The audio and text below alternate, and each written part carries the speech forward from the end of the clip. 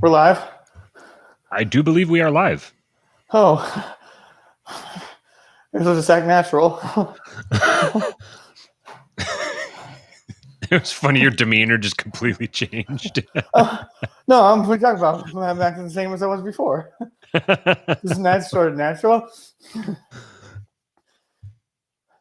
Are you going to be in any shape to make another thumbnail for us after this episode?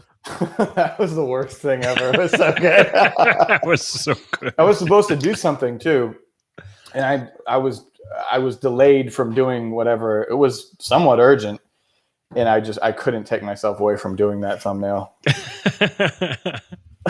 It was just so gross. I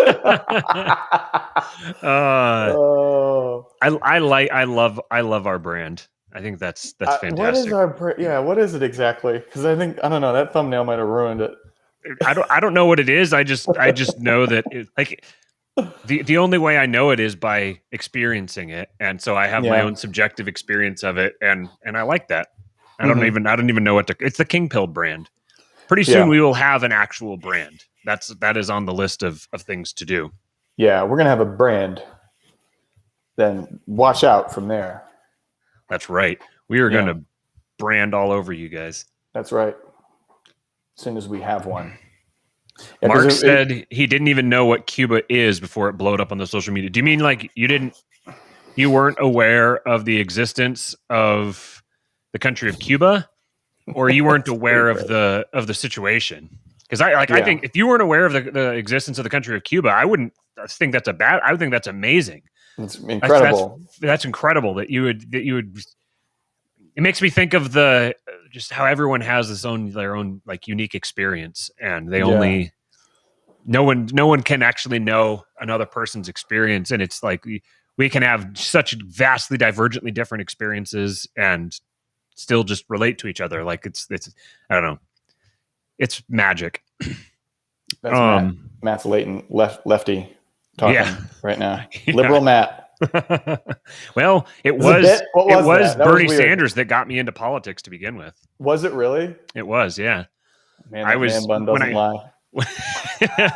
When I really started getting into politics was in college. And I mean, growing up, like I was gung ho about like George Bush and the Iraq War and stuff when I was a kid. But like that was like I was 10, and I was like, your sexy face. Yeah. We got 9,000. We got 914 subscribers, so we got to turn up the juice. We got to work it up. Okay. But so then when I really actually started paying attention to politics in earnest was what year? It must have been 2010, 2011, something like that, because I was in college and I was really pissed off about the student loans that I'd had to take out. And people started talking about like free college and student loan forgiveness and all this other kind of stuff. And I still believe that the student loan system is bullshit and that it was a complete atrocity. And the fact that you can take an 18-year-old kid who has no idea what he's doing and he can sign himself into. Oh, never mind. Nothing. You go with your thing. 18, really? I thought it was like less than 18. He might have really been something back in his day, Yeah. Yeah.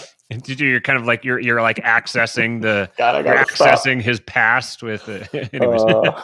So I got into I was very passionate about student loans being bullshit and that whole system all being bullshit. And so I wanted to understand the justification for like why economically it was good to have student loan forgiveness and free college, like the benefits of all of that. So, because I heard, Bernie Sanders and Elizabeth Warren were both really kind of starting to come on the frontier at that point. And that's what got me into studying economics. So I was like, all right, I'm going to go figure out the economic justification for this. And so that I can persuade other people. And I'm going to make this an important part of my life. And one thing led to another. And I guess 10 years later, I considered myself, or not even 10 years, 7 years later, I considered myself an ANCAP.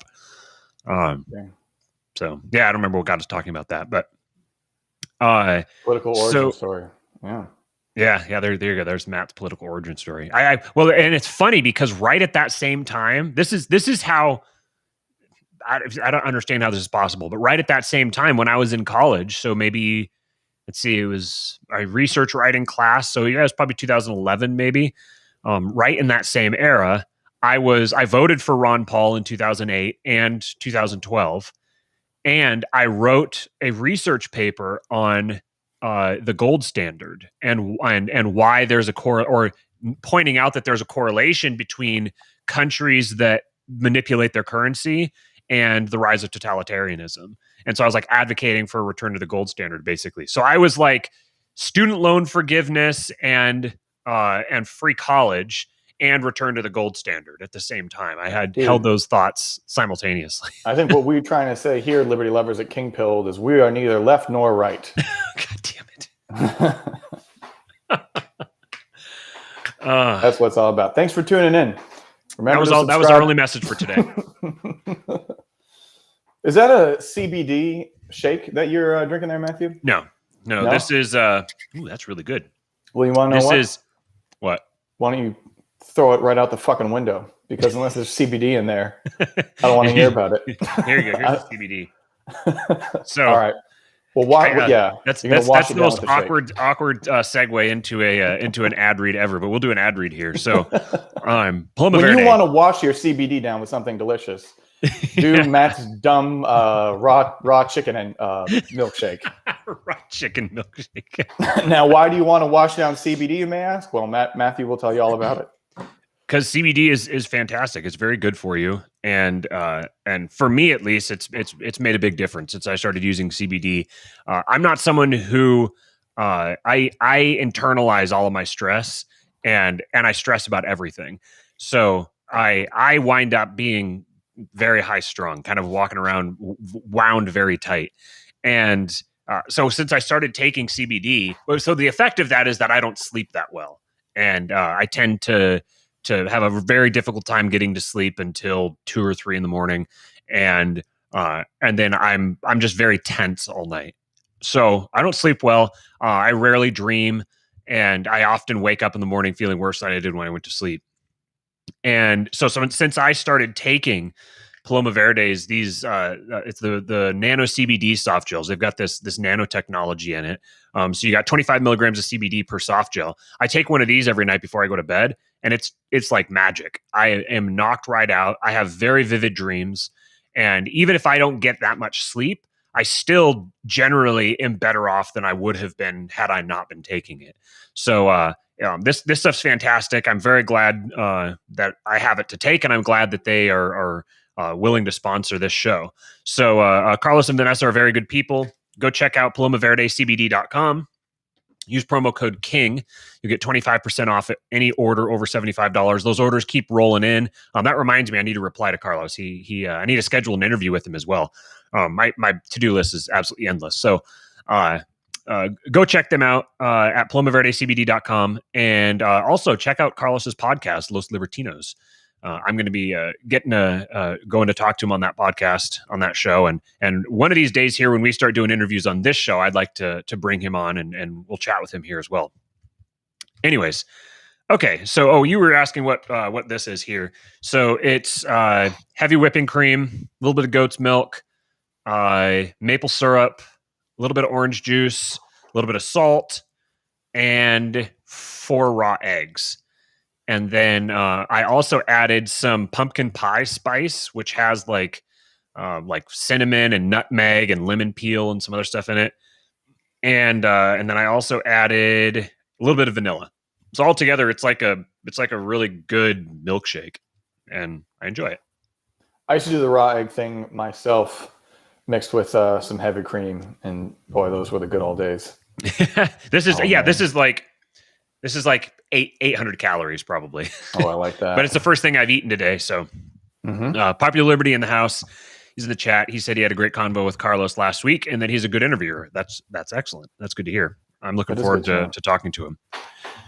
All right. So Poppy Libs and I think we can kind of combine our Cuba strategies into I'm gonna take his Cuba strategy, and I'm gonna take a left turn and make it an authoritarian nightmare. You're gonna none of this taking over to usher in a libertarian paradise. None of that business. You can usher in whatever you want. It's just popular liberty, much like myself, Andrew, if I may, sort of, I believe was also, and you can correct me in the chat, Andrew, if you like, was perhaps tired of all the talk of the embargo. That seemed to be the go-to sort of libertarian, talking point on this. It was that we need to get rid of the embargo because then the people are going to be exposed to free market capitalism, and it's the reason why the regime is still standing is because somehow because of our embargo. So tell. I don't know how many Cuban people I've ever met. I've definitely never talked politics with them. So what is you've had some strong before we go into that, I'll just say this. If this do us a favor, like this video and share it. We're at 914 subscribers. We want to get to 1,000, and we're going to see if we can get ourselves canceled in the next 86 subscribers. But do us a favor and share this show, and then also subscribe. Those three things are fantastic. And if at some point, if you're listening to this down the road, after I've finally gotten it uploaded as a podcast, then do us a favor and leave us a rating and review, and let everyone else know how bad the show is. Give us a 1-star review, please. Let everyone know how bad the show is and that they do not want to listen to it, because I only want to get people in here who are listening to it for the right reason. So we don't want anything. We are against populism. We don't want anything popular. we have already a thumbs down, which is funny you mentioned that, because it got me excited that there was already a thumbs fantastic down somehow. They're just like, fuck CBD, which I don't know. Carlos, this is just a warning, but we might take a real sort of super conservative turn eventually, at which point we got to do some rebranding of the CBD thing. But conservatives can't consume. Yeah, there's no room for CBD in our so porn stars only. Right, yeah. Oh God, what a mess. What a mess. Okay, so you were saying about Cuban people and their perception on this whole thing. Okay. Poppy Libs says half his family is Cuban. Okay. Yep. That put a screwdriver right in the middle of my brain and did like a quarter turn. Really? No shit. All right. Okay. Be that as it may. So yeah, my exposure to Cuban people is what it is, and in there's obviously a variety of responses to this, depending whether people are on the island or in Miami or elsewhere. But sort of, I would say broad strokes, most people don't want to hear about the fucking embargo. You know what I mean? Like, it just whatever your experience is, like with the island, whether you have family there or you came from there, like those people are not really inclined to hear about a fucking embargo and how it's gonna, like, lifting it is gonna help things, or this proclamation or that proclamation. And the idea is that those things are used by the regime to justify the terrible conditions. So kind of like any Cuban person who like would be inclined to this message, like or like anything in the broad realm of libertarianism or anything like that. Like the reason that that they're like banging cowbells and chanting like Trump in 2016 is because someone probably talked about a fucking embargo. You know what I mean? Just like, they're just like, wait, what'd you say? All right, nope. Like, it just, I don't know. That would probably like turn them off pretty quick. And Poppy Libs can jump in let me know how close that is or not. But yeah, and like just the idea is that that island is run by evil, and so the idea of sanctions kind of like hurting people and everything like that. It's like this sort of like piece of low hanging fruit that I think like libertarians can't resist, but sort of shoehorn into the conversation. But much like other conversations, libertarians sometimes tend to be blind of like human nature and bigger issues, outside of that envelope of discussion. And it's like, yeah, you're dealing with pure evil. So whatever you want to do, policy wise, that regime that's in charge right now is going to find a way to be evil. And like, there's a lot of argument. And I couldn't tell you one way or the other. There's a lot of arguments that basically, it would empower the regime in many ways. They would just find a way to benefit from it, like they do. Like, I mean, I know people who send, if they send like a box of, Depends to the island for grandma, like, and it's a box of 24, grandma's going to get 10, maybe, you know what I mean? She's not getting all of them. Like that's just how it works over there. So, when someone's kind of talking to you about some sort of serious shit going on and, the police are shooting people and you're talking about ending an embargo or ending this or ending that, like, even if you were right, they don't want to hear about it at the moment. So is that because I want to make sure I'm understanding you correctly. Basically, it's like, sure, yeah, embargo, whatever. It's like read the room. Like, that's hardly the biggest issue here, and the focus on it is ultimately kind of like evidence of it's really a manifestation of the prototypical liberal navel gazing, where they're just constantly bent over, staring at themselves in the belly, and like have no consideration whatsoever for any other perspective except for their own. So it's like, if you're sitting here saying the problem with the situation here is the embargo, and if we just get rid of the embargo, everything would be fine. It's a very American centric perspective. It's like the whole world revolves around America, and all that matters is America and the American state. Where liberals and even like libertarians, because libertarians are just like the extreme liberals, they are actually keeping the system sustained by being someone in direct opposition to it. Because like, it's like these two things require each other to remain in existence. And so to the Cubans, they're like, we've got a fucking murderous tyrant controlling our country. An embargo on it is like the least of the problems. It's like the end the Fed thing. If the embargo wasn't there, there'd be some other thing that he would be doing to brutally oppress the people. Is that kind of basically their perspective? or in even benefit from the embargo being, and it's also the line that they're referring to. Like, that regime is already like, oh man, fuck it, things would be better if they only right. It's like that's their line. Oh yeah. So they're by making it about the embargo, they're actually running cover for the regime. Oh, yeah. Holy! So it's crap. like, and it's like so basically, I think the libertarian thing is they're terrible. Like, a lot of libertarians will say, they're terrible communist nightmare, and we should also lift the embargo and this other proposition, blasey. And okay, but it's the same thing with like immigration and open borders. Like, if you and Nancy Pelosi agree, you got to just kind of like wonder if you want to be on record agreeing with like Nancy.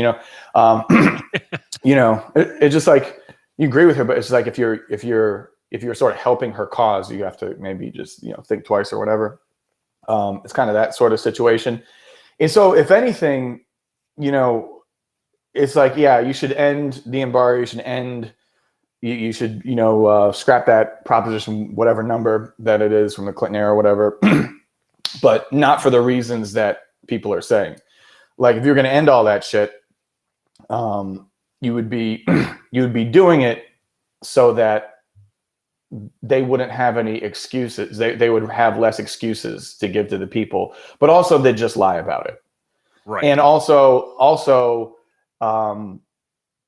they might. There's an argument, and I don't have a position because I don't know enough. But there's an argument that they would stand to benefit from those things being lifted also.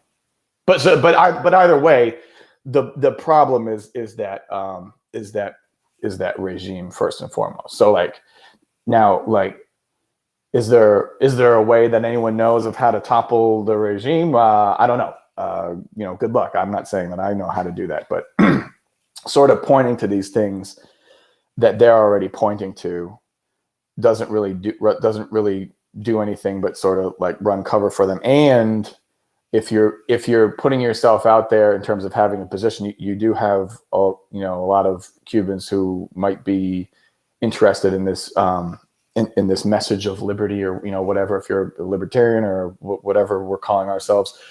I don't know, man. You might be turning some people off pretty quick. Like they're just not. So it depends what your purposes of it, because it's weird to go back to like, I'm going to tweet something. Well, why am I going to tweet something? Like, what's my purpose? It's just kind of like, we're just sort of like automatic now. It's like, this is what my thought is. But if you're trying to achieve some kind of particular end, it's like, all right, so you're going to put it out there so that you can be correct, like, all right, maybe, but what else? What else? Oh, he just said we need to get Cubans to read a Spanish version of Rothbard, which is interesting because actually I think they were saying that some people from is there like a Being Libertarian branch in Cuba or something like that, or affiliates or something like that? They were in prison, and I think part of what they were doing was handing out printed material and stuff like that. Maybe someone in the comments knows about that. I think I heard that in like the earlier days of all this. I was banned from Facebook for a while, so I'm kind of like lagging behind. But anyway, Poppy Libs had a bit of a solution where he was talking, and I don't want to get the language wrong, so maybe you can write it in the comments, but he said you should get rid of the embargo and replace it with I've got the tweet here. Oh, okay, go for it. He did it from GOP Mises. So go to @GOP Mises. It's the Republican Party Mises Caucus Twitter account.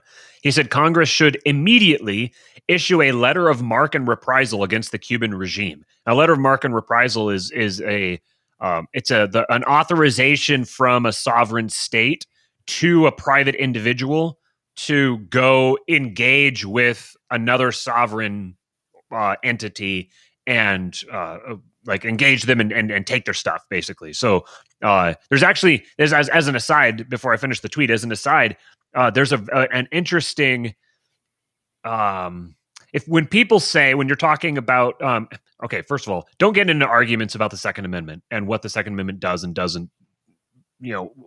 Don't go down that road. It's a complete waste of your time. But as an interesting historical factoid, people like to say, well, the founding fathers couldn't have imagined nuclear weapons, So how could you, weapons of mass destruction like that there's no justification for those ever being in private hands. The weapons of mass destruction, when the Constitution was written, were warships. You could use a warship to absolutely decimate an entire city from the sea. So that was the weapon of mass destruction at the time. And letters of marque and reprisal being included in the Constitution as a responsibility from Congress, this is how it was actually used. That was the authorization from Congress to basically, in a sense, like deputize privateers, private owners of warships, to go engage in warfare against other nations. So that's a constitutional congressional authorization for the private use of the day's weapons of mass destruction. That's just an interesting factoid.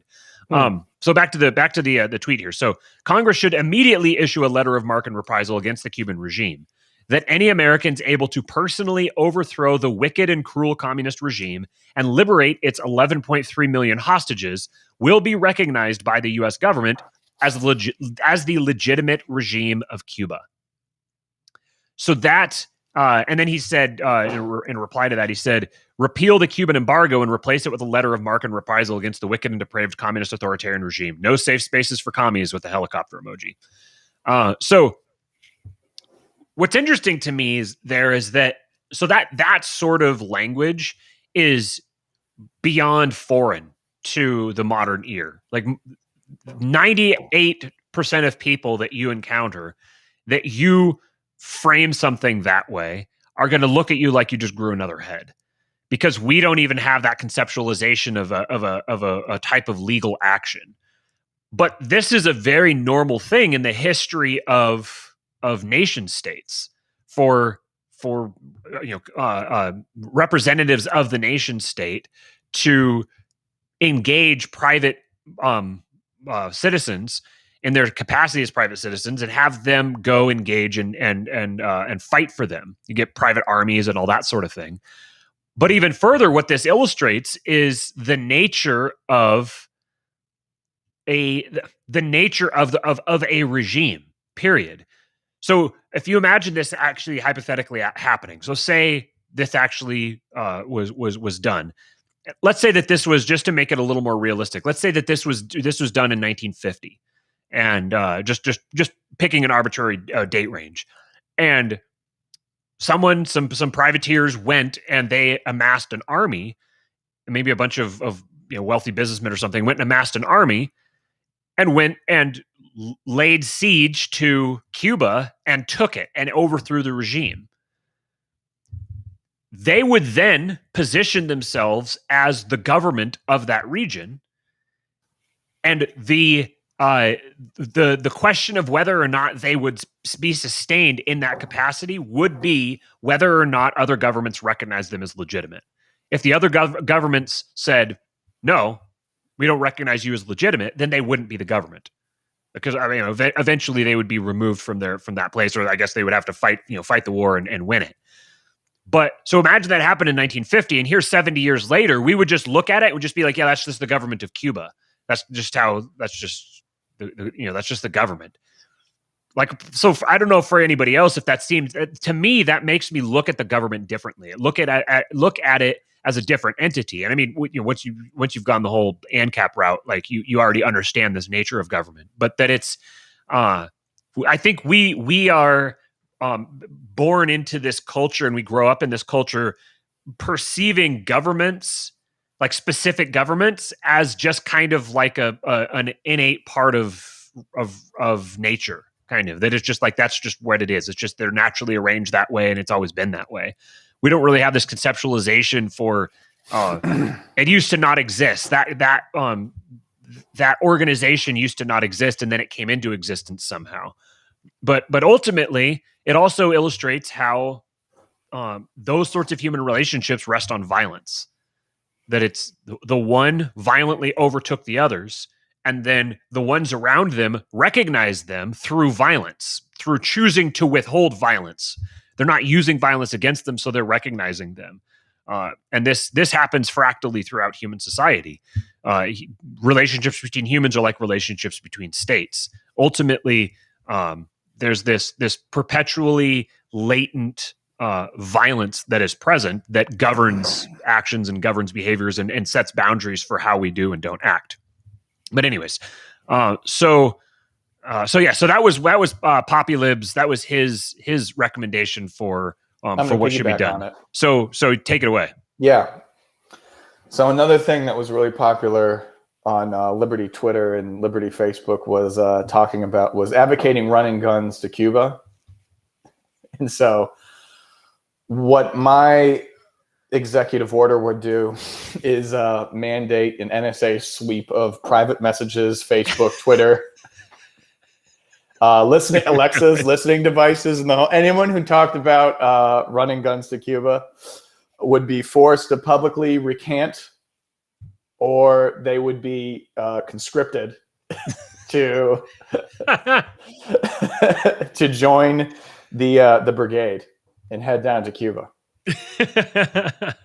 So this is kind of like, don't just run them. Go ahead and shoot them too, Scooter. Yeah, so it's like when you take the politician's like saber rattling, Lindsey Graham saber rattling in the Middle East. Yeah. It's like, all right, you get to be the first one off the boat. Off you go. That's great. Yeah, it's really not far. I mean, you could do it. You could. Yeah, it's 90 miles. You could go back, get a nice hotel in Miami, wake up and do some coke, like go back and just, like it would be a very it's like the perfect war for our time, for that sort of like low effort,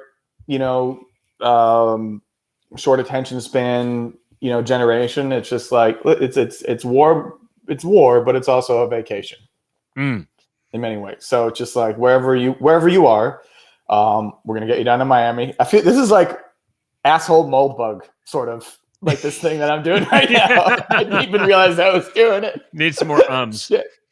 Yeah. Oh no, I can't. Damn it. Or you could just do a lot of T's. Peripheral thought. Other peripheral thought. Yeah. So what we're gonna do? We're gonna load you up from your parents' basement, and we're gonna take you down to Miami, big city. All right. We're gonna get you all coked up. There's gonna be a ferry that takes you down. You run guns or you shoot them. You do whatever you do against the regime, and then we'll take you back to Miami, get you all whipped up again for give you someone to chat with. It'll be a chatty ferry ride both ways, I'm sure. A lot of jaw clenching. Yeah. And so then and then you just we're gonna wake up and do it again, and then we'll let your chips fall where they may. There could be some disastrous consequences, but then again, you could be part of the government of tropical paradise that it would likely turn into, if you're doing it right. And that could be like an actual quasi. I almost call it Afghanistan and Kabistan. Yeah. That was a telling Freudian slip. Yes, that was. But that was sort of where I wanted to go with Poppy Lib's tweet. So I don't know if what his thoughts were about that, but maybe he can kind of workshop it. But that's the way that this type of thing has worked for like forever until World War II. Like this is just how this was the order of human interactions for centuries, if not millennia. Yeah. So then that might beg the question: what changed in World War II? Why no longer? Why do you no longer get that sort of excursion? Perhaps it's because World War II was when a global empire was established. And just one other thing. This is like and I don't know what popular knowledge this is or popular theory this is or not. But what I'm hearing basically is that this Diaz-Canel guy, that Raul's doing this thing where he's just kind of like behind the scenes. And so what seems to be what's going to happen is that in over the past few days, they had already sort of been like setting it up, but they're going to let this Diaz-Canel guy sort of take the fall, and being anti revolutionary or counter-revolutionary, and he's going to go away and they're just going to put another puppet, and Raul's going to continue to sort of do his thing. By Raul, you mean Raul Chavez, Fidel's son? Is that who you're talking about? Fidel Chavez's son?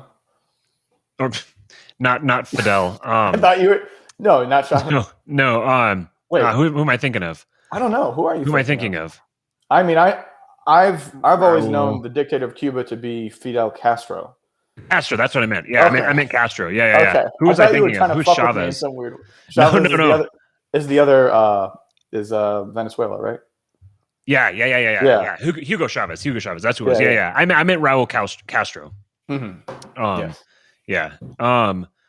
So what was I going to say? Okay. So what's interesting to me with this scenario, with the libertarian response to this, is that it's actually a microcosm of the larger conversation. Like libertarians are occupying the exact same role in this conversation as they do in the conversation with respect to the American state.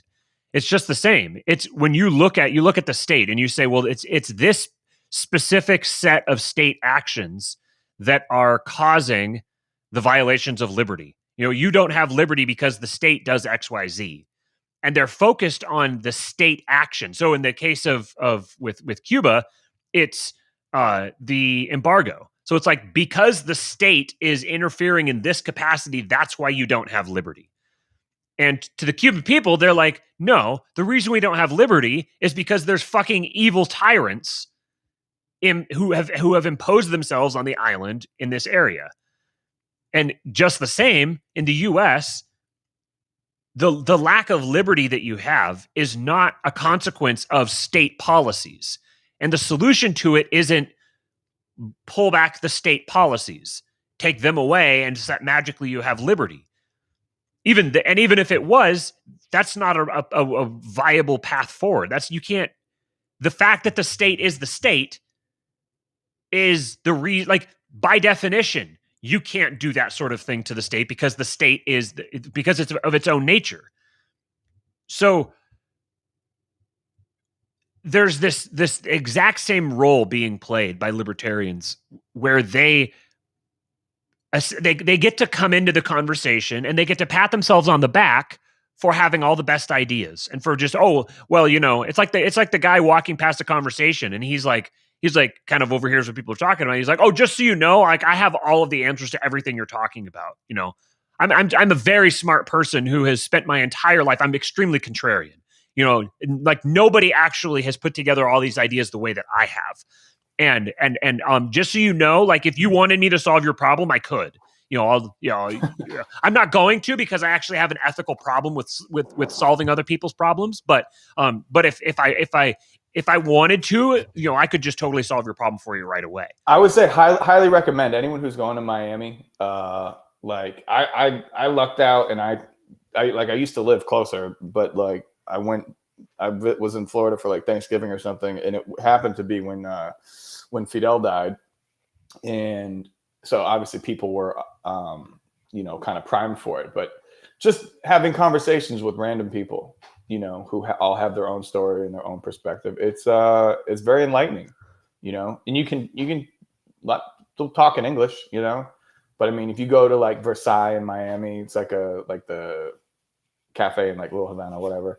Not the one at the airport. But if you go to like Versailles in Miami and just talk to people, listen to people, like it's very pervasive conversation, and it's I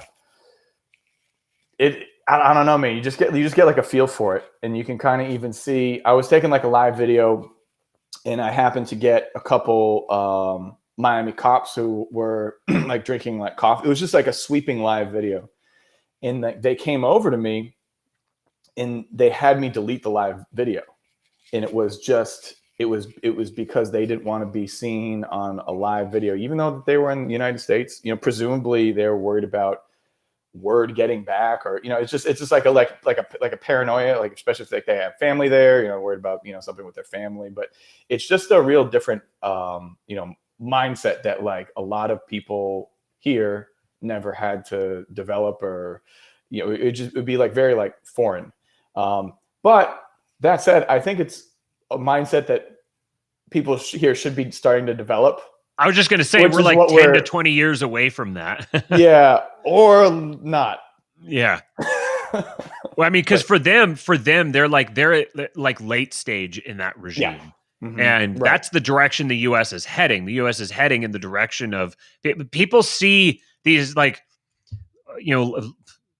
libertarianism and conservatism and socialism and communism. They see these as like different in substance, but they're not. They're just they're not. They're the exact same thing. It's just a spectrum, but you're still dealing with the exact same beast. And when you're advocating for, you're all within the circle of liberalism.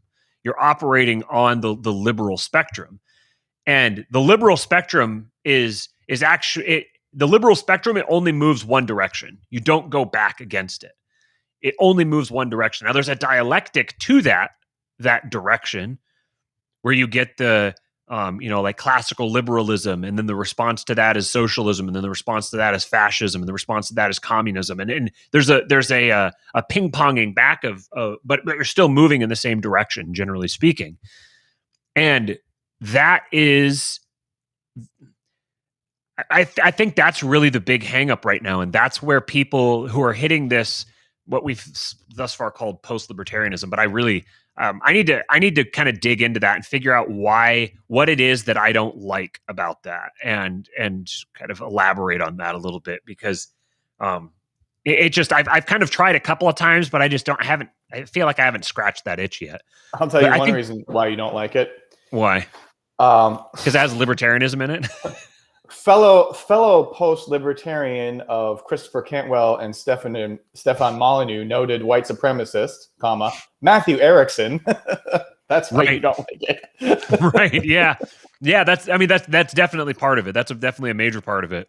It doesn't seem like it's just not good. It's not good branding from like the business perspective. But then I also just think it's not good branding it's because it doesn't convey the right idea. It doesn't, even to people who might be sympathetic to it. I don't know if it conveys the right idea, because I see myself as, I see what you have so you have the word, and then you have the idea that the word is supposed to describe. And you and I can both use the same word, but we can have a different mind picture that's attached to that word. And I think that what has happened is libertarian has come to be a word that describes something that's not actually consistent with the underlying philosophy. So the underlying philosophy of property rights is not concordant with the current political posture of libertarians in general. So they're engaged in a self-defeating. They're in a self-defeating position. And so what I see myself as, what I see the rest of us as we're talking about these ideas, I don't see it as we're moving beyond libertarianism. It's that we're taking libertarianism with us. We're not going beyond it. We're going somewhere with it. And the people who are objecting to it are people who call themselves libertarians, but who haven't actually wrestled with their own philosophy and taken it to its logical conclusions, the way that they're framing it to themselves right now. So I like the word that Popular Liberty came up with in the chat here, praxian. I like praxian as well. Is a good. I don't think that it is. I think it's like an additional label, kind of. It's like it describes a methodology. And there's that methodology, but then there's the value underlying that methodology, right? There's kind of these two halves of it. There's the thing that you value and the way that you act in concordance with that value. And I see libertarians as having one half of it. What people currently call libertarians, the people who currently identify as libertarians, they have one half of it. They have like the value set, but they don't have the self-awareness. And I don't necessarily want to, they aren't, I don't see them critically examining their own actions and following reasoning from cause to effect. I don't see them as having actually put in the work to visualize what a libertarian society would actually look like, dealing with humans as like with the actual humans that we have. And understanding what sort of incentive structure would accommodate libertarianism, would promote liberty.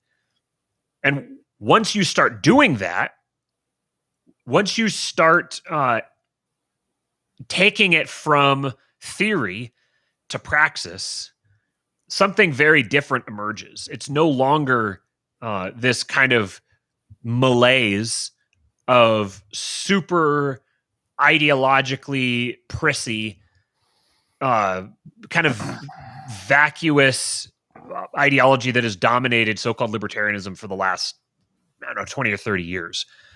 Ultimately, what libertarianism is people stuck within the liberal tradition starting to realize that there's something wrong with the liberal tradition. They're taking the liberal tradition to its logical conclusion, and they're saying, no, that's not what we want. But they don't realize that it's a problem with the liberal tradition itself. So they're almost like seeing they're like hearing an echo of what the actual ideal society would look like, but they're recognizing that this existing set of tools and technologies and stuff that we've put together they don't facilitate that sort of ideal end goal society. So they've got half the picture. That's what it comes down to. They've got half the picture, but they don't have the actual foundation to lay that picture upon. So they've visualized from the outside what the ideal society would look like, how it would function. They've understood. It's like it's almost like they did like mental archaeology, and they kind of dug up what the ideal future society would look like, and they've observed how it would function from the outside. But what they don't see is that it didn't just naturally emerge that way. That society was structured by a religion is what it comes down to. A specific type of religion, a specific religion with specific tenets that incentivizes people to participate in it and produce that society. So you can't just will that society into existence. You can't just describe it to people and have people start acting as if they live in that society and have it come to pass. Because of the nature of humans, because of existent human nature, the way libertarians don't have any equipment for dealing with people who won't live according to libertarian principles. And if you want to spread liberty, if you want to bring about a society that operates according to libertarian principles, then you have to have some sort of a means for dealing with people who will not cooperate and who will not facilitate that sort of society. What were you booing? The libertarian realists? Yeah, he says Libreals. Yeah, we could call ourselves Libreals. Post-libertarian radical Marxism. This is a big brain conversation. It's interesting. I've been thinking a lot about the market lately too, and even getting to the point where this actually kind of segues into the next part of the conversation. I no longer see the market as a good thing. It's I don't know if I'm to the point where I would see it as a bad thing, but I think that it definitely does. The market is like the accumulation of everybody's worst instincts. Is where the market trends. So you heard it here first. Matthew says, "Fuck Ludwig von Mises," and he wants to debate somebody on Lions of Liberty with Mark Claire. You heard him. Yeah, I want to debate. Who do I want to debate? I want to debate someone whose head would explode. Oh man, there's definitely a few of those. No, I don't want to debate anybody. I don't. I'm gonna debate someone on Lions of Liberty next month. I don't know if what a little flirty little tease that was. Yeah, I just realized I don't know if he's actually said if he's actually made it public yet. So I probably shouldn't say specifically what's happening, but you'll find out about it soon enough. But that'll be kind of interesting. Speaking of, I have to say this real quick. Yesterday I was on the Paul's the Wall podcast. Ooh. And we got into some really, really interesting stuff in that conversation. It's one of favorite conversations I've ever had. We talked about fatherhood. We talked about like the nature of religion, and we went deep into like spirituality and metaphysics, and we had a really interesting. We went for almost 2 hours. We had a really great conversation. So go check that out, Paul's the Wall, and then the other one. Oh, so then last night I was on a conversation where we covered a lot of this kind of the same type of thing, but I don't know. Each time you have this conversation, it's like you kind of have it in a different way, and you touch on different stuff. But the name of that podcast was Reality Czars, and I don't know. I tried to find the podcast, and they haven't sent me the link for anything yet. I tried to find the podcast, and I couldn't find it. So I'll reach out to the guys and have them get me the link, and I'll tweet that out. So thanks, Clockwork. He says that Paul's the Wall podcast was great. Yeah, I really enjoyed that conversation. We had a good time, and Mike and Nick are really good guys. I saw Nick in the comments up here a minute ago. Yaron Brook, no, God, no. We still need to have that conversation, Populibs. We need to. I haven't forgotten about that. I need to finish listening to that section so that we can go deconstruct Yaron Brook. Okay, did I interrupt you? Were you saying something? I feel like I No, interrupted you on something. it was just that speaking of the market and capitalism, I need to go make some money. Then off you go, good sir. Because that is the most important thing. The most important thing to me.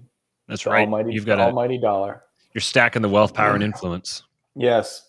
Yeah. It was. It was. I would say this much. I kind of feel you. I always thought that it was funny that I had this. It's just like a weird feeling, but you kind of look around, you get the market principles, and you kind of see that Austrian economics is pretty beautiful, and then you just sort of look around at the world that you're living in, and you kind of realize that it seems like we had like a free enough market, you know what I mean? And the free enough market kind of ended up with us here, which I understand entropy and everything along those lines. And if you just sort of let the shrub go wild, it will inevitably, decay into utter chaos and, be a disaster. And, every system is going to sort of devolve, and there's maintenance that's required, which, by the way, why I think that argument of like, just the argument itself of like, oh, well, the Constitution got us here, so fuck the Constitution. Just like, well, everything kind of falls apart. So you could ultimately say, based on the fact that everything falls apart, you could point to anything you want in history and say, fuck that thing. It doesn't mean there were never any good things. So I'm not saying my thought about the Constitution or free markets or whatever. But you look at the choices that get made sort of in the free enough market, and you realize that they're, subject to human influence and corruption. And when you listen to the ANCAPs kind of give their hypotheticals for the future, they do seem to miss out on some of the human nature type of factors that would go into it. It's like, well, in a free market, what incentive do I have to behave in any way such that that I would be responsible for the harm of whoever? Because then people would react, accordingly, and even out of selfish reasons, I would comport myself in a way that was in keeping with being religious without being religious. And it doesn't seem like it's how it has worked over time. And I know we haven't had a real free market, but after a little bit, who do we think that we start to sound like when we say that too much? Well, and I think it's a good thing that we haven't. I don't even know. Like, once you get to the point where you're like, free market, and it hasn't been free, it's okay. Well, where do you cut off? At what point is someone no longer participating in the market? How have you defined the market? Where, if people are buying and selling statecraft services, and then, I guess if you're,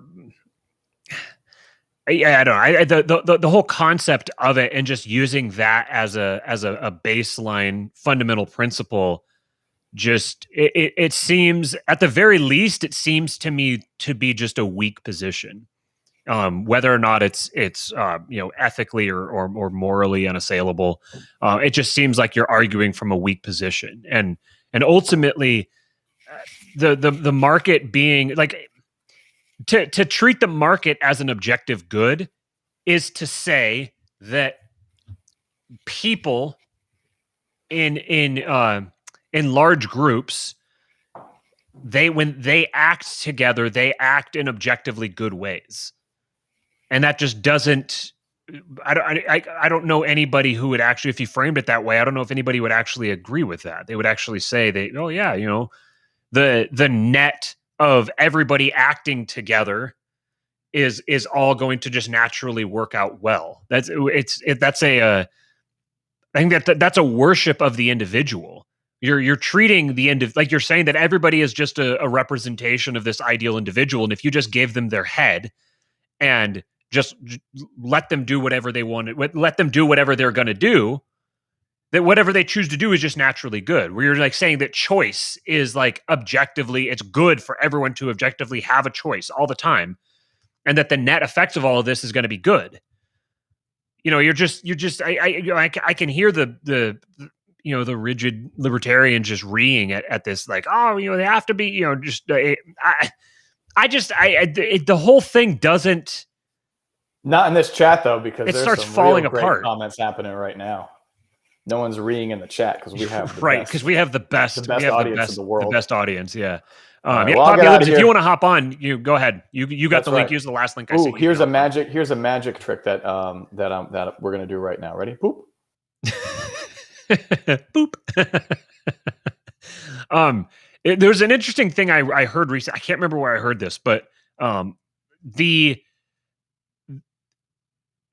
origin of tariffs was, or the origin of things like licensing and tariffs and people acting in the name of the king was a means by which the king could advocate for and protect his people, because from people who were from like merchants, from rogue merchants who would take advantage of them, or who had no incentive to work for the good of the people or to do honest business. And so when the king would involve himself in market transactions, and he would backstop different businesses and different transaction stuff from the monarchical perspective, it was a way of ensuring that there was someone there with the capacity for serious force, backstopping the actions of his people and looking out for them. And to take those sorts of hindrances to the market down, to remove them and say, no, we have to have a completely free market, is actually that's exactly the thing that the merchant class would want, because that's what suits them the most, at the expense of everybody else. And we've been conditioned to believe this idea that, oh well, it's because like we're able to increase in wealth and prosperity because there's free trade and you can get specialization and all this sort of thing. But to say that that's the therefore the justification for it is an entirely materialist determination. You're saying that prosperity and wealth is measured in number of widgets produced. It's like if you're able to, it's making, this is going to sound funny coming from me, but it's making accumulation of material assets an objective good. Like the measure of whether a society is healthy is the number of material assets that it can accumulate on a collective and on an individual level. And I don't think that most libertarians realize just how fundamentally materialist their position is. And this goes for like libertarian conservatives as well. The entire free market group of people are all placing as their god a form of materialism. The idea, like Moldbug makes this point, that he kind of runs this kind of hypothetical simulation where people are, he says, like, imagine a country where you created massive, like take the US and you create like massive tariffs and make it just impossibly expensive to import cheap plastic shit from China. And so then if babies want to have toys, well, someone needs to make those toys. So he says you take all these taxpayer dollars and just direct them toward paying for all the unemployed people to sit and carve wood toys. They just sit there and they carve these wood toys all day and they get paid for it. Everything's great. They go home, go to sleep. It's all paid for. They sit here and they carve these wood toys. And then little kids grow up playing with these wood toys. The effect of that, like when you think about the effects, number one, of like the toxicity of plastics, and then the fact that when you're doing business with China, with a state that acts as China does, you're forced to have to import their politics to some extent. Once you're crossing those streams, you're corrupting your society by participating with a regime that is acting explicitly in bad faith, often for its own self-interest. Once you do that, once you start doing business with that, with a country that's very willing to put its own citizens ahead of everyone else, that's what you're going to get when you have a free trade setup like that. So your own politics are going to take a hit, and now you're going to have to deal with additional social problems that you wouldn't have had to otherwise. So now, but then you have little kids who are growing up, not getting the exposure to the plastics or the cheap China shit. And then you also have a whole bunch of people who are all sitting here doing something that's creative and working with their hands. This is like, it's very gratifying labor. And see, people will object to that and be like, "Oh, you can't do that." They imagine us moving to a situation like that from where we're at, and libertarians will be like, "Oh, that's bad. That's terrible. That's awful." And what I'm saying is, you can have the exact same budget as before, and right now you have those people who aren't being paid to sit there and make wood carvings are being paid to do nothing. So we're not saying this is be the ideal society. We're saying if we moved in that direction from what we have right now, we would have our society would be set up to begin becoming healthier, beginning to move in the right direction. Popular Liberty says he's in the waiting room. I'm not seeing you here. Let me send you. Make sure that I might have gotten a new link. I'm not sure. Let's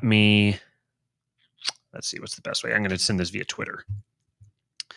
Yeah, thanks, Joshua. There's 15 thumbs up and there's 25 viewers. Come on, people. Give us some thumbs up here. Where is Poppy Libs? Popular Liberty. Okay, I just sent you the link to DM on Twitter. Okay, so I'll just kind of kill some time here waiting for him to get in. Oh, the other thing on our title here, the porn star conservatism. It was funny watching everyone on Twitter freaking out yesterday about this. There's this porn star, I guess, who was invited to TPUSA. I don't know if she was invited as an actual like presenter or whatever there. I don't know if she was just going as a guest or what, but she posted a screenshot of her being disinvited from TPUSA. And it was like a very polite letter that said, just because you're disinvited this time doesn't mean you can't come in the future. But please don't show up and try to get in anyways, because then we might disinvite you in the future. It was something like that. But so she put it out there. And so then right-wing Twitter just descended into absolute chaos with people dividing up to the libertarian pro-sex work side, who said that who are even conservatives. These are actual conservatives who were saying that anybody can be a conservative. It doesn't matter, and what your day job is shouldn't have any bearing on you being a conservative and having a conservative society. You can do anything you want. It doesn't matter, and you shouldn't be judging people based on their choice of occupation. And then the other people who were saying that you can't have conservatism without traditional morality. Traditional Christian morality, because that's what the roots of conservatism is. The roots of conservatism is in revolutionary liberalism, which is ultimately leftism. So conservatism is just leftism. It's masquerading as right wing leftism. So the position that you can, like, anybody can be conservative and you can have conservative values and sustain conservative values, while everybody has all these different kinds of ethical, they're bringing all sorts of different ethical systems to the table. Yeah, I can hear you. Perfect. The idea that you can retain a conservative society and just have anybody bring their own ethical system to the table, and that they're all just going to naturally meld and have no problems, and that there's not going to be any negative externalities from that is just pathologically absurd. It's just completely insane. Yet there was a large segment of the libertarian conservative audience on Twitter that were passionately arguing in defense of having a porn star show up. As I think she was going to be there as like some kind of a guest or something, having a porn star show up at what's essentially like an organization for teens, for like college level, high school and college level conservatives. We're going to have a porn star show up for that. So, but to me, my biggest takeaway from all of it was imagine caring about TPUSA. Like, imagine having an opinion about something that TPUSA does. It just, yeah. Welcome aboard, Poppy Libs. Oh yeah, I mean, imagine that you think this is your premier conservative organization. This is humiliating. It's like it's humiliating as a right winger that this is the premier organization, and it's just Pathetic. like God, it's like they really are trying to be a walking meme of we are progressives 10 years ago.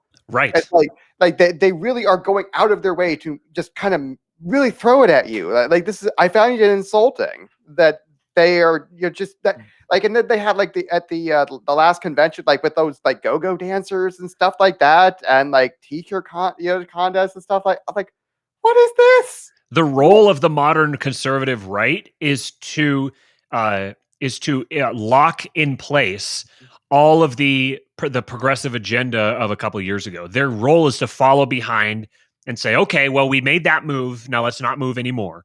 And they're just going to keep doing that each year. It's going to be, okay, well, we made that move, so that's not anymore. So pretty soon it's going to be a conservative position to argue in favor of lockdowns. That's inevitable. Conservatives will be arguing for lockdowns and mandated pharmaceutical product consumption. That's inevitable. This is why I think you're seeing so much of the right, because I think they've realized this. The rank and file right wingers have realized what a joke this is, and they're going full blown reactionary. Like, oh no, we're not here to conserve the right. We're here to push the right to newer and higher bounds than it ever was before.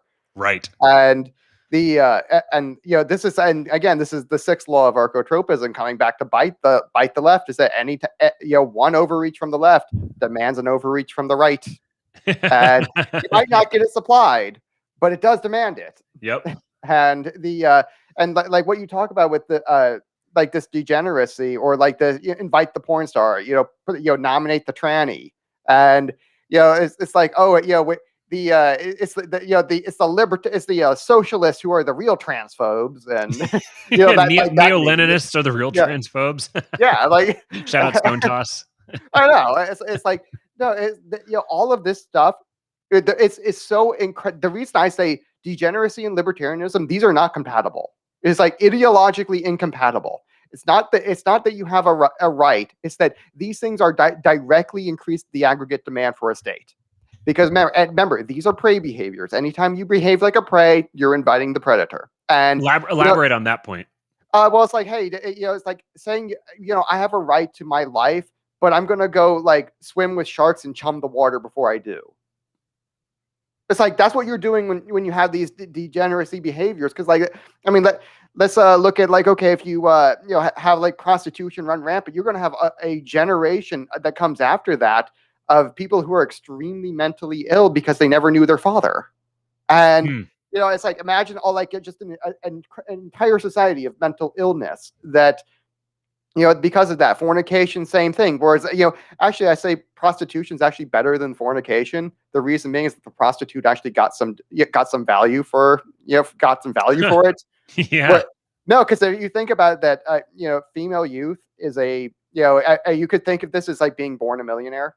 Because it's an asset that over its lifetime will be worth hundreds of thousands to millions of dollars from a husband. And contractually obligating a husband to that is how you get that more bang for your buck. And if you're just squandering it on prostitution, well, I mean, it's a short sale. It's like you're taking what is a multi-million-dollar asset gifted to you at birth, and you're spending it on, you're basically selling it for what ends up being a few tens of thousands to maybe a few hundreds of thousands of dollars if you're really good at it.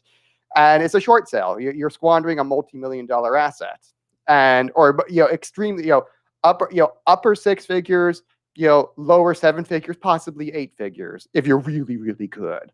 But that's just that. And fornication, you're just giving it away for free. So at least the prostitute got something for it. That's a really, really interesting way to look at it. I like that. Yeah, and ditto the porn star. At least they're getting something for it. But fornication is just that much worse. And then and under that, if you understand that that's what that marriage contract value is for, this is this is for your own good, so that you get more money. It's it really starts to make sense, because you don't want to be poor. because that's another thing is poverty is is almost a sin. It's like I take it a little bit further than you do, because let's face it, if you're too poor to fight off a state, it's like, do you really have freedom? No, you don't. It's like, I mean, the state exists. The reason it's here, or at least the reason they want it, the reason the people want it, it's not what it does. I'm not about to say what it does. I'm saying here's what it's supposed to do, or it's what they're demanding from it. It's supposed to give you natural rights as a service. And, of course, the state we have today is basically a parody caricature of that, and it does not do that at all. It's here to aggress against those. Yeah, we're on the same page, libertarians.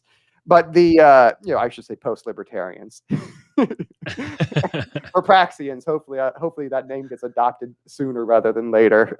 So but yeah, so if you're too poor to fight it off, that's functionally the same as as not having rights, because the state is here to give people rights and supply it to them so that they don't have to supply it for themselves. I mean, it's like saying that everyone should have self-ownership, of their own means of statecraft is like saying, well, everyone should, grow their own food.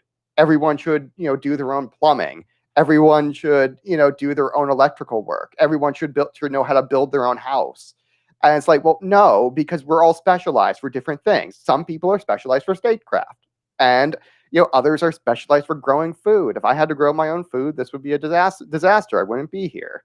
And this is how we get by in society, is by specializing. So saying everyone should have self-ownership, like, no, that's completely false. People shouldn't, because they are actively looking to have someone provide their rights as a service to them. It's like, I can't grow the food and worry about getting robbed at the same time.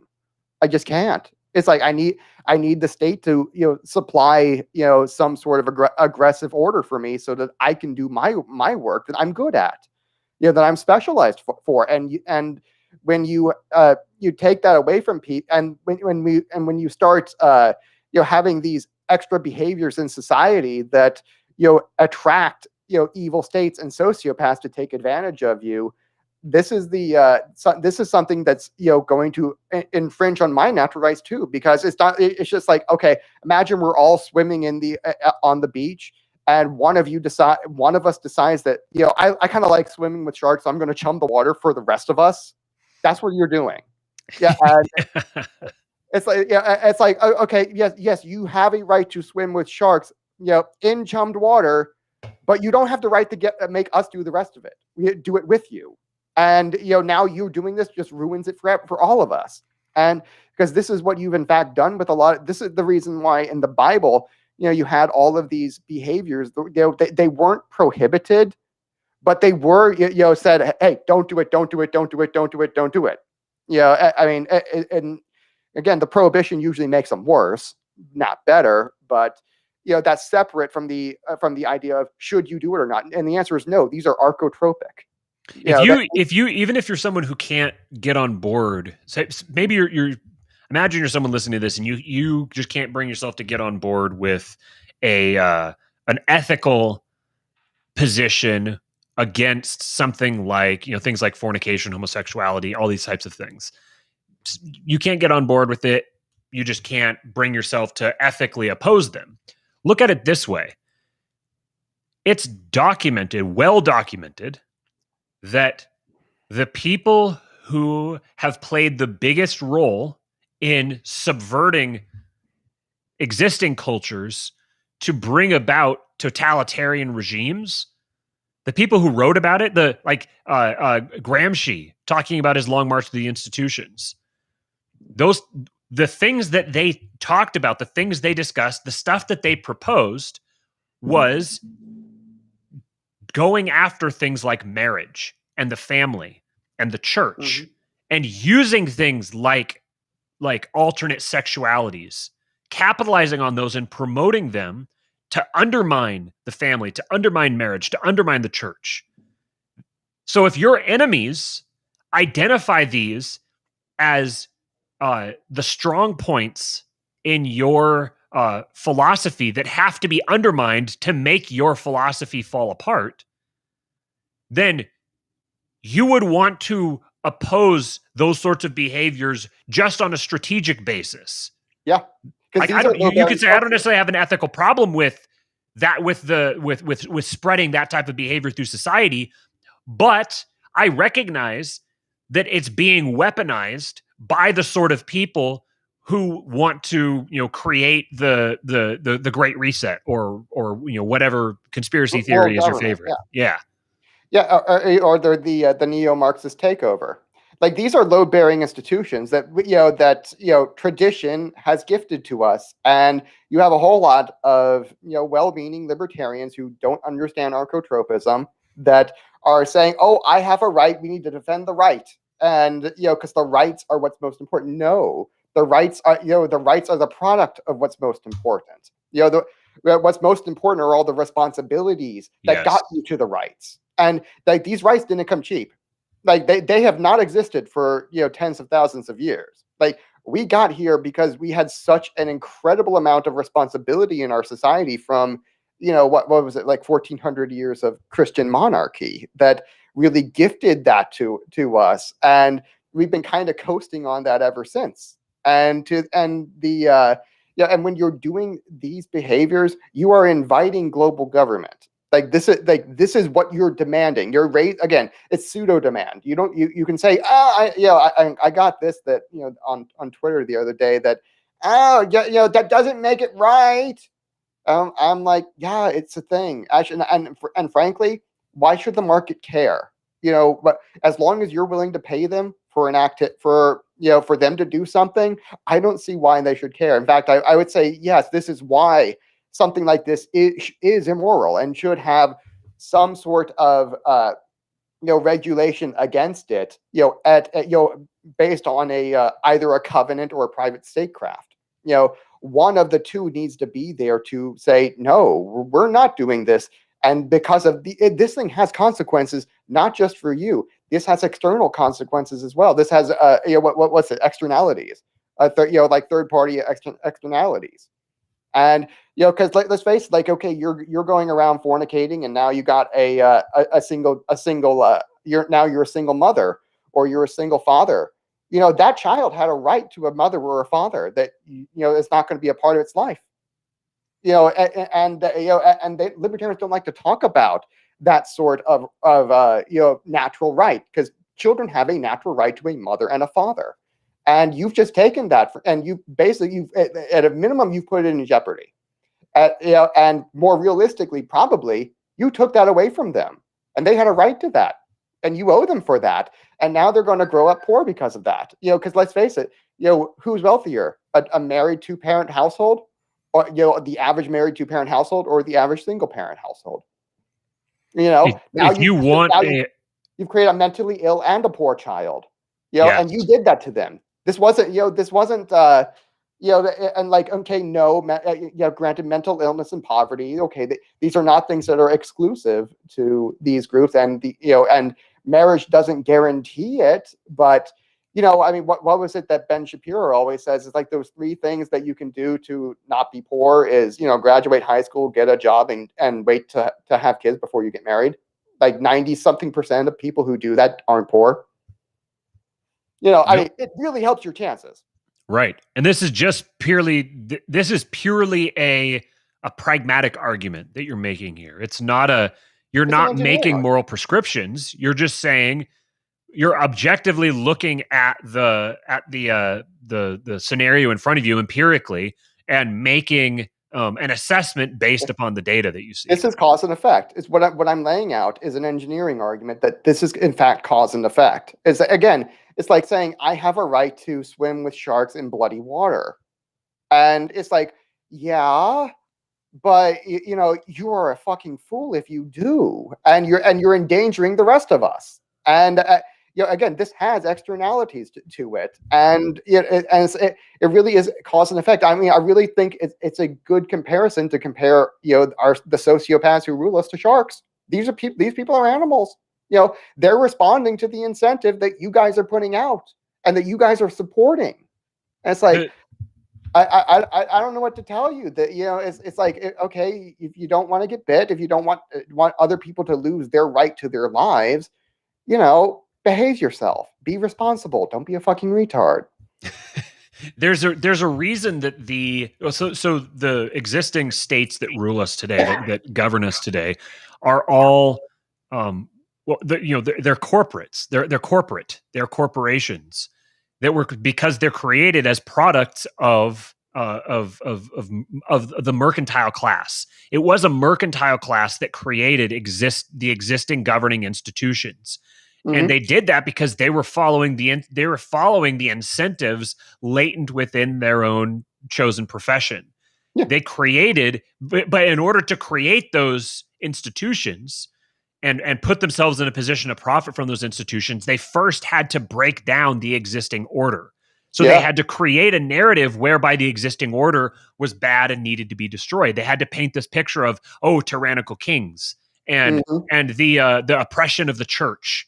And so what we need to create a state where the church and the state are separate. And the effect of that then is to create a state that is governed by an invisible church, because every state will be ultimately associated with a church, a religion. Religio means to bind. The thing that binds the people together will direct the state. And when you take that away explicitly, you don't remove the dynamic, you just hide the dynamic. Yes. So today we are governed by religious zealots. We are governed by a church, but the church exists entirely in the shadows. Yeah, they're the low testosterone Taliban. Right. We've been deluded into viewing this state as being some sort of a self-sustaining emergent phenomenon, the specific form of democratic corporate state that we have today. This is a product of, to take it even further, if your goal was, as a merchant, if your goal was to develop as many customers as you possibly could, one of the favorite innovations you could have ever come up with, one of your favorite innovations would be the idea of the individual. Because the individual, as the fundamental unit of society, this atomistic view of humanity means that gives you that many more customers. These are all your customers now. You want to divide society down to as many units as possible, because each new unit is a new customer. So the view of the individual as the fundamental constituent unit of society is a product of basically merchants rewriting the legal code.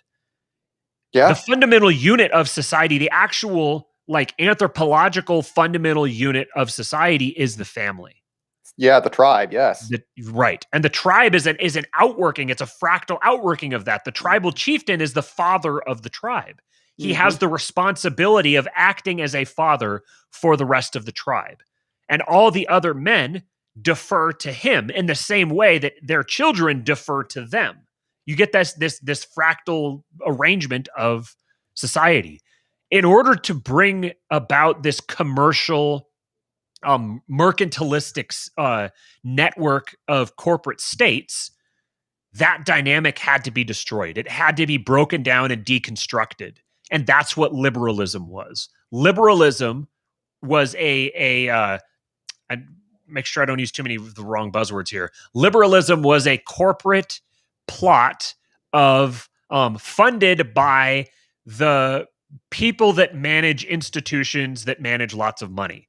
I want to avoid specific words here. They're cartels. The word I'm thinking of starts with B and rhymes with jank.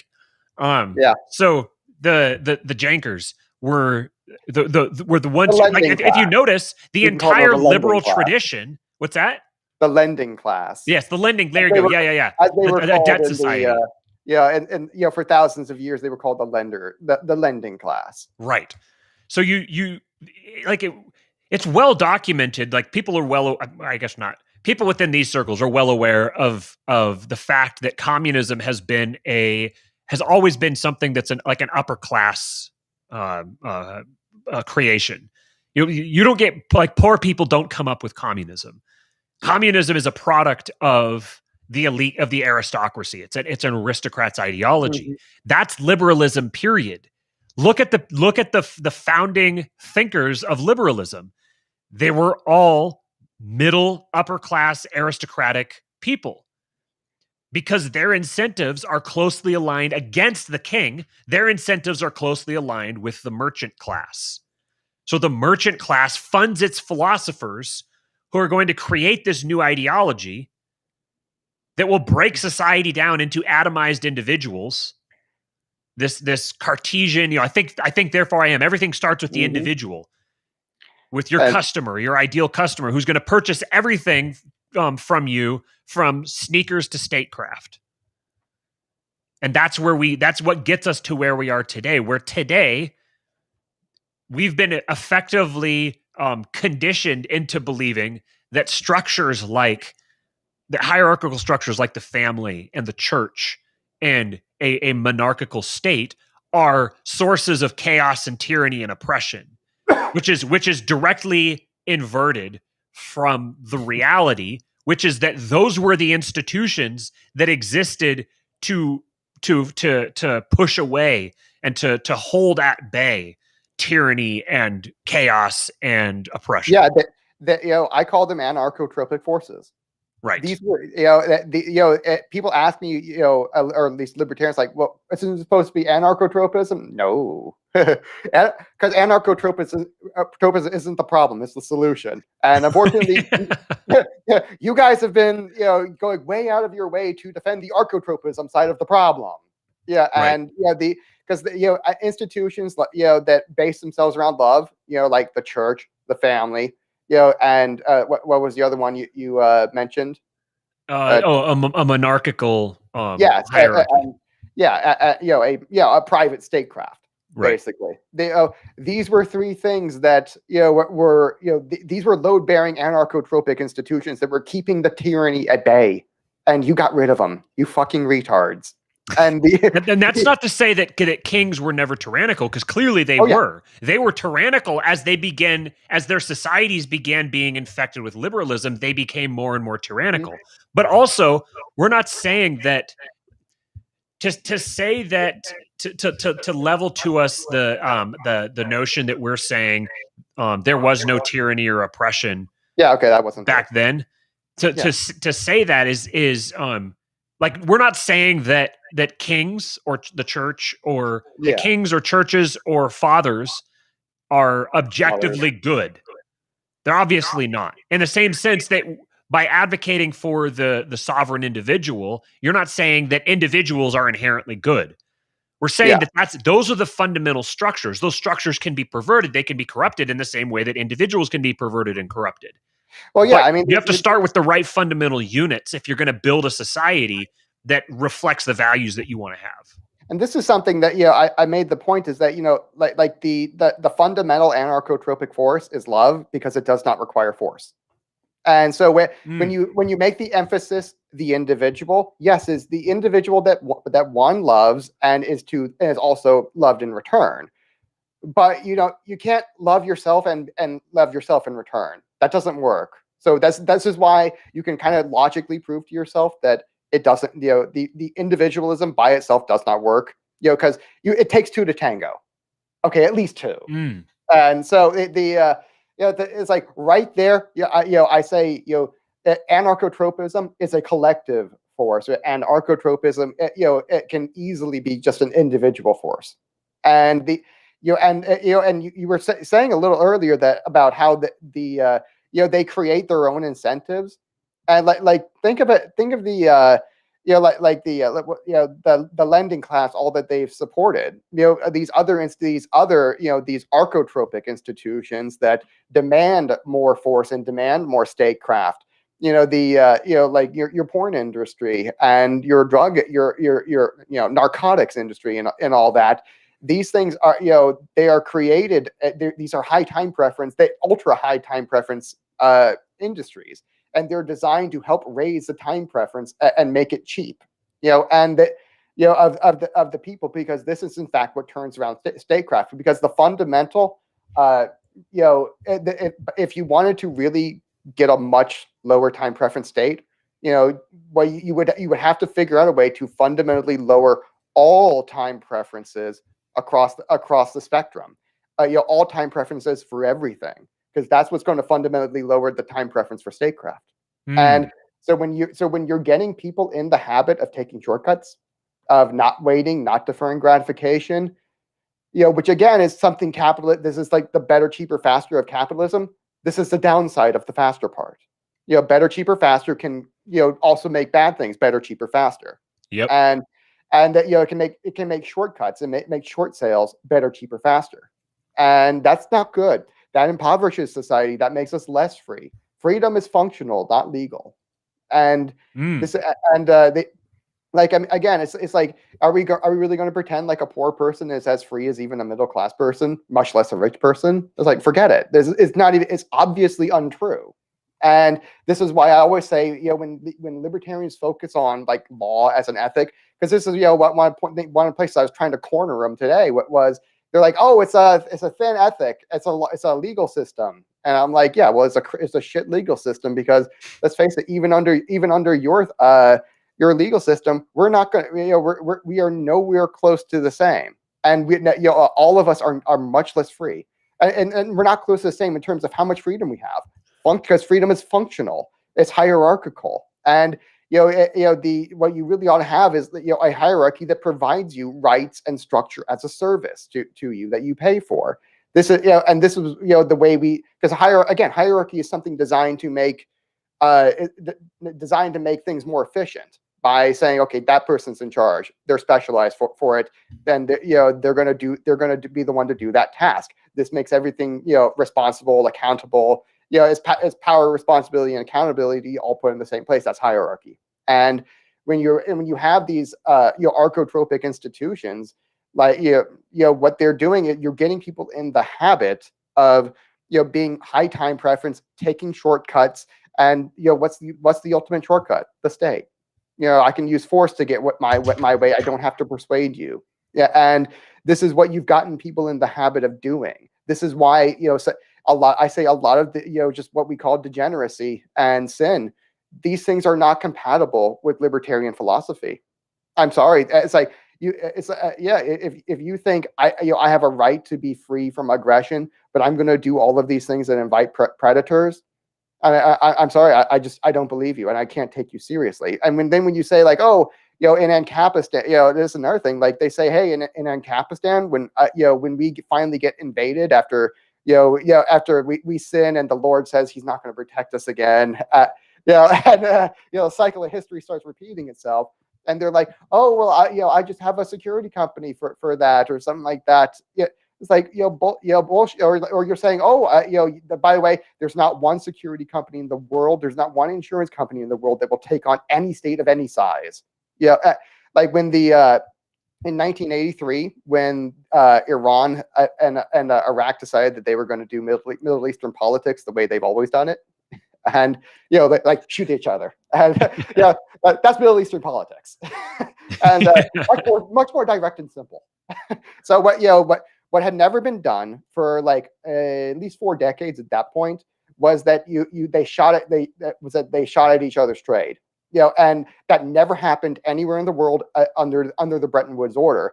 1983 was the first time that happened, and immediately it changed global shipping forever, because Iran decided that they were going to shoot at Iraq's oil trade, and they started shooting at their oil tankers that were going. By the way, when we've been to war in Iraq, we never once stopped an oil tanker. Never once. None of their trade ever got molested by America. Not once. Isn't that interesting?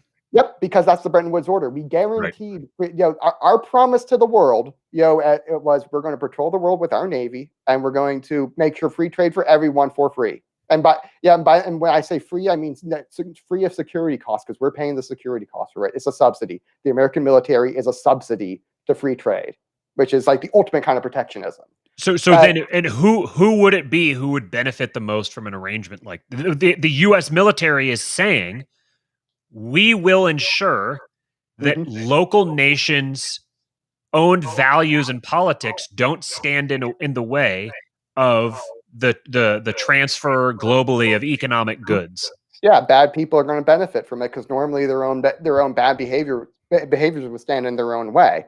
But what was key here is that what happened with international shipping overnight, was that all of the insurance contracts got rewritten, because what happened was you were having one insurance company after another just went bankrupt because they had never factored in the possibility that a state might come after them, because they can't fucking they have an incentive to defend a cargo, but there's no beating a state. It's like, I'm sorry, they can't. And so what they did overnight was they said they wrote into every single insurance contract, and this is the case to this day, that if it's a state that's coming after you and coming after your shipment, we're not liable, not a problem. And Wow. because the bankruptcies got to the point where they were starting to bankrupt the reinsurance market. Like, that was how bad it got. And so when libertarians say, "Oh, our insurance company is going to protect us," like, to this day they are saying, "We will not protect you. We're not going to do it. No."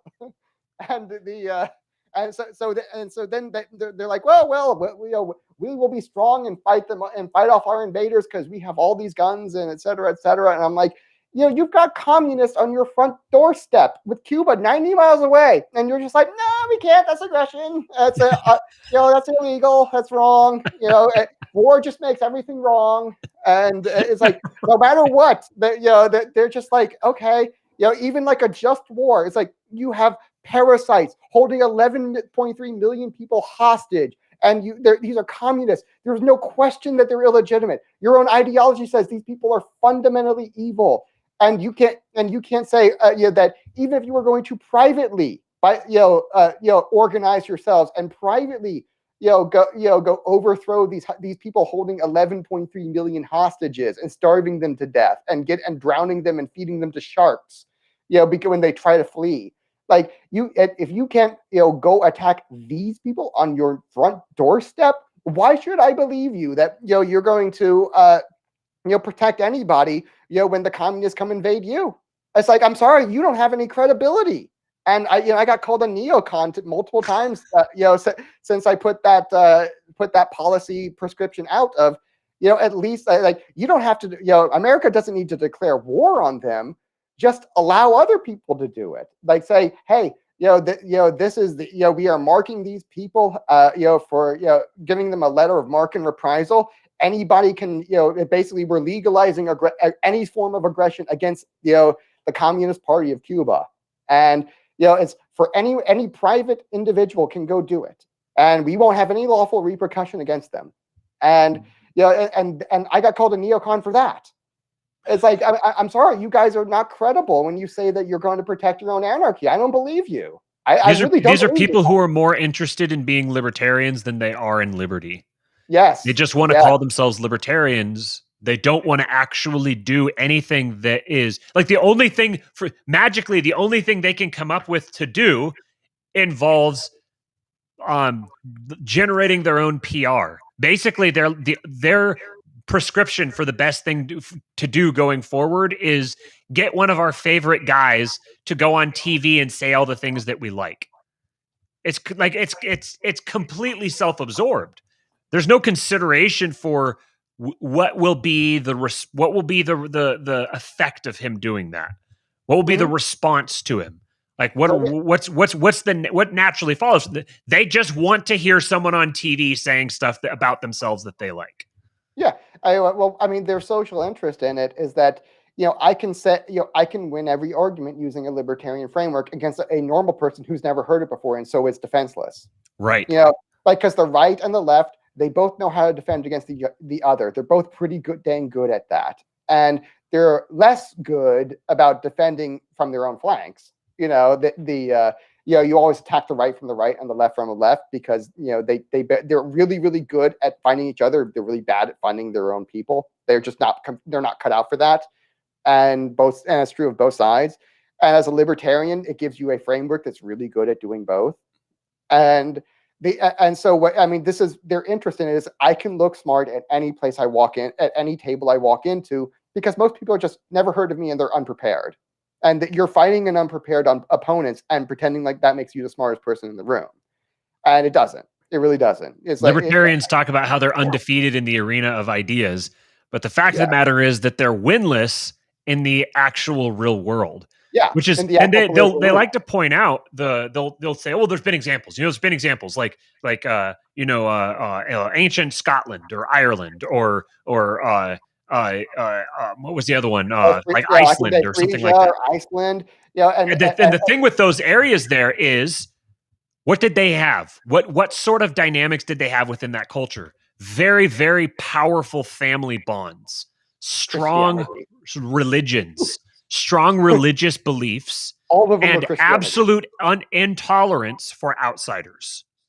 That's what held that sort of society together. And it didn't work very well. Right. And even then, your archetropic forces still overwhelmed it. And actually, it's really like kind of sneaky what they do with those three examples you just mentioned of Iceland, ancient Ireland, and Frisia. That Frisia is in what used to be in Northern Europe. That's like Northern Germany. And all three of these, what they did was they had voluntary governments, or very, very weak governments, which were heavily based on private property. And so these weren't actually anarchies. They were technically minarchies, but they were either toothless enough or in Ireland's case, they were actually it was a voluntary. As a voluntary king, you could secede if you really wanted to. No one ever did it once in 1,000 years because it was fucking suicide, and they don't mention that part. It's like you're getting rid of the protection. This is like your own. You're going to be taking responsibility for your own protection. Okay, you just sound like a target for vandals and thieves now. And but so it's like it's technically a voluntary, but no one ever use the voluntary part because no one was fucking stupid. And the only one anarchy that ever real true anarcho covenant that existed is Israel, and they won't touch it. They most libertarians will absolutely leave that one off the list every single time. They will never touch it. It was a true property rights based anarchy because it failed repeatedly for exactly the reasons we're talking about. And they just we cannot talk about that because it's like the worst possible example of anarchy. And it's like, and again, I think Matt and you and I both, believe in, a private property society, kind of like Patchwork. But let's face it, that's a private state. That's not, and I guess it is somewhat voluntary, but it's a lot more like the Irish system where no one's really going to take the option except for like the one stupid libertarian who doesn't know any better and really thinks he knows it all.